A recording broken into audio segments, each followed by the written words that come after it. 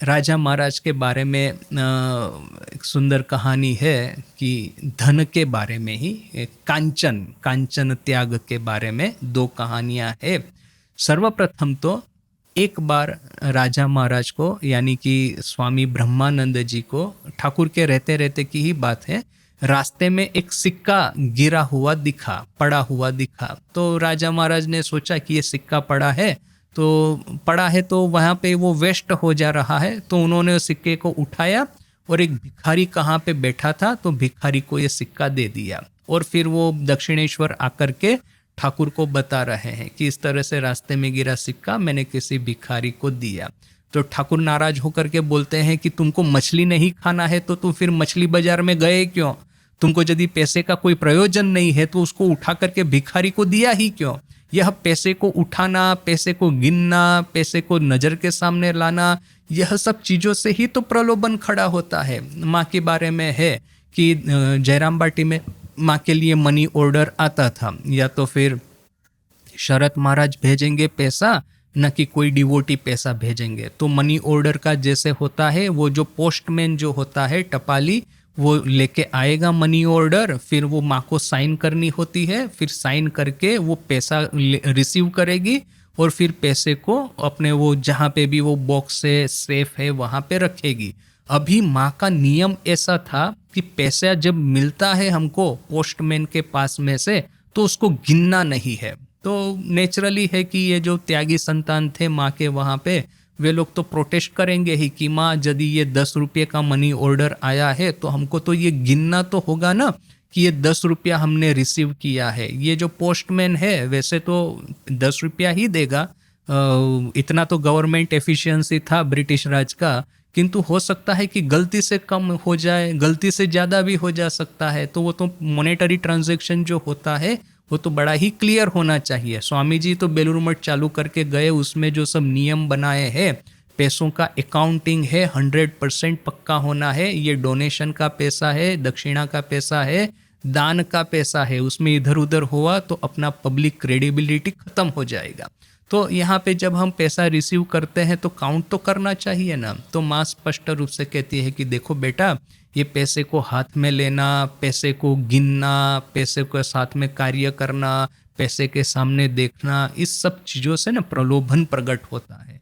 उससे जितना दूर रह सको उतना रहो। बिना पैसे के तो चलेगा नहीं। ऑफ कोर्स कुछ भी खरीद करना है तो आपको हाथ में पैसा लेना ही है, सामने दुकानदार को देना ही है, किंतु जितना हो सके उतना मिनिमम उसके साथ में इंटरेक्शन करो। यानी कि माँ पैसे गिनने भी नहीं देती थी, जैसे ही वो पोस्टमैन ने पैसा दिया वैसे ही उसको बॉक्स में रख दिया, बस मामला खत्म हो गया। जब तक काम नहीं होता है तो पैसे को बाहर निकालना नहीं है। तो यहाँ पे भी ठाकुर राजा महाराज को स्पष्ट कहते हैं, तुम मछली नहीं खाओगे तो मछली बाजार में गए क्यों? मछली बाजार तभी जाओगे ना कि तुम खरीद करना चाहते हो। वो जो एक मल्लिक, कौन सा मल्लिक था, यदु मल्लिक, ना कि उसके घर ठाकुर गए तो देखा कि सब साहेब लोग जो है, बड़े बड़े धनपति वगैरह लोग आकर के बैठे हुए हैं, और ये भी जो है यदु मल्लिक ही होगा मोस्ट प्रोबेबली। तो वो क्या करता है कि सबको पूछता है कि अच्छा ये प्रॉपर्टी है वो कितने की है, ये प्रॉपर्टी मार्केट में बिक रही है कि क्या है, ये जमीन कितने की है, वगैरह वगैरह। जैसे ये होता है ना बिजनेसमैन लोगों का होता है जो वहीवट करते हैं, ऐसे सब लोगों का कि वो सब चलाते रहते हैं बाजार में, एक वायरल ट्रेंड खड़ा करके रखते हैं, जैसे कि उनका एक रिलेवेंस बना रहे मार्केट में। तो ठाकुर सब देख रहे हैं और हंस रहे हैं, और फिर जब वो बीच बीच में थोड़ी देर के बाद में ठाकुर कहते हैं तुमको खरीद तो करना नहीं है, फिर भी झूठ मूठ का कि वो सब पूछते रहते हो ये सब कि ये प्रॉपर्टी कितने की है, ये कितने में बेचोगे, कितने में लोगे, यह सब लेना तो है नहीं तुमको, फिर भी क्यों झूठ मूठ का ये सब भावताल करते रहते हो। तो वो यदु मलिक सामने हंसता है। देखिए दोनों एक दूसरे को मूर्ख समझ रहे हैं इस अर्थ में कि ठाकुर सोचते हैं जगत जब माया है तो प्रॉपर्टी लेनी है तो ठीक है भावताल करो, लेनी नहीं है तो बिना मतलब का भावताल क्यों कर रहे हो। और यदु मलिक सोचता है कि ठाकुर भी इतने मतलब नेइव है, इतने वो अधरवर्ली है कि उनको समझ में नहीं आता कि ये मार्केट किस तरह से काम करता है। हमेशा परसेप्शन जो होता है मार्केट में, it is more powerful than reality. अभी ये जो अमेरिका की ये बड़ी बड़ी टेक कंपनीज है तो उसमें देखेंगे कि उनका प्रॉफिट और उनका वैल्यूएशन, इन दोनों के बीच में कोई कनेक्शन नहीं है। अभी रिसेंटली सैम ऑल्टमैन का एक इंटरव्यू चल रहा था तो किसी ने पूछा कि आपका वैल्यूएशन 1 ट्रिलियन के आसपास है, किंतु आपका प्रॉफिट तो नहीं, कितना 10-15 बिलियन के आसपास, तो ये प्रॉफिट और वैल्यूएशन में कैसे आप कोरिलेशन करवाना चाहते हैं? तो वो सेम ऑल्टमैन सामने उत्तर देता है कि आपको यदि अपने शेयर बेचने हैं ना, तो मुझे बोलिएगा, मैं आपके लिए बायर्स खरीद करके, मैं आपके लिए बायर्स खड़ा करके रखूंगा, आपको दे दूंगा कि कौन परचेस करने वाला है करके। तो क्या है कि ये एआई का परसेप्शन हो गया है। अभी इसके सामने आपका रेवेन्यू कितना ही हो, कितना ना हो, किंतु परसेप्शन के बेस पे इनका अभी ट्रिलियन ट्रिलियन डॉलर का वैल्यूएशन चल रहा है। सो ये मार्केट में आपको परसेप्शन खड़ा करना आवश्यक है।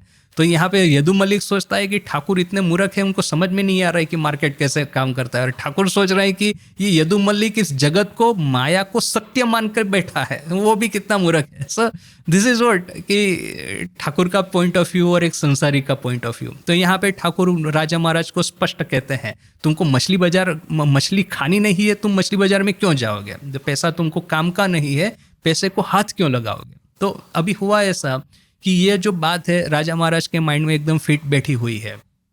अभी कुछ सालों के बाद में, ठाकुर की महासमाधि के बाद में ही, कुसुम सरोवर के किनारे राजा महाराज तपस्या कर रहे हैं।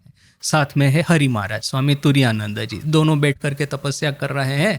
तो वहाँ पे भरतपुर बोल करके एक होगा कोई भी जगह, वहाँ की एक रानी वहाँ पे आई, और रानी ने देखा कि वैसे तो वो तपस्वियों को, साधुओं को मिल रही थी, प्रणाम कर रही थी, किंतु उसने देखा कि यह दो जो तपस्वी है, वे लोग इतने, दोनों के भीतर में ये एक शक्ति ऐसी पड़ी हुई है, आध्यात्मिक शक्ति, कि वे दोनों बाकी सब तपस्वियों से कहाँ फार बेटर लग रहे हैं।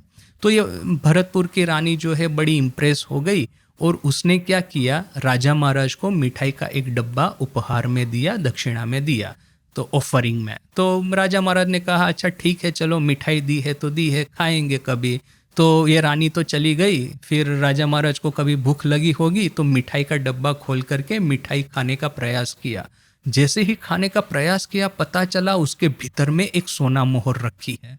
तो अभी देखिए, रानी का तो उद्देश्य बड़ा अच्छा है कि ये साधु लोगों की सेवा करनी है, और साधुओं को सामने से पैसा वगैरह देंगे तो ये लोग नहीं एक्सेप्ट करेंगे, तो मिठाई के भीतर में सोना मोहर छुपा करके वो निकल गई है। यहाँ पे राजा महाराज ने जैसे ही देखा मिठाई के भीतर में सोने की ये मोहर पड़ी हुई है, इमीडिएटली उन्होंने मिठाई को रख दिया और तुरानंद जी को कहा कि हरि भाई देखिए, ये रानी ने तो हमको ये सोने की ये सब ये सिक्के दिए हैं। तो हरि महाराज भी टेंशन में आ गए, सोचा कि ये रानी वापस आएगी, पूछेगी कि आपको और ज़्यादा चाहिए क्या मिठाई, तो हम क्या उत्तर देंगे, बोल करके उन्होंने उसी रात को कुसुम सरोवर छोड़ करके वहाँ से निकल गए।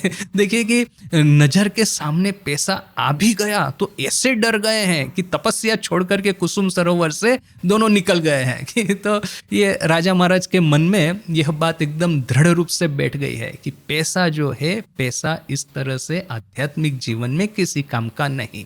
ऑब्वियसली कि आपको संघ चलाना है, इंस्टीट्यूशन चलाना है, तो बिना पैसे के चलेगा नहीं। किंतु जैसे माँ करती थी कि पैसे को हाथ में लेकर के पैसा गिनना, पैसे के सामने देखते रहना, पैसे का मैनेजमेंट करना, यह सब जितना कम हो सके उतना हमको करना है।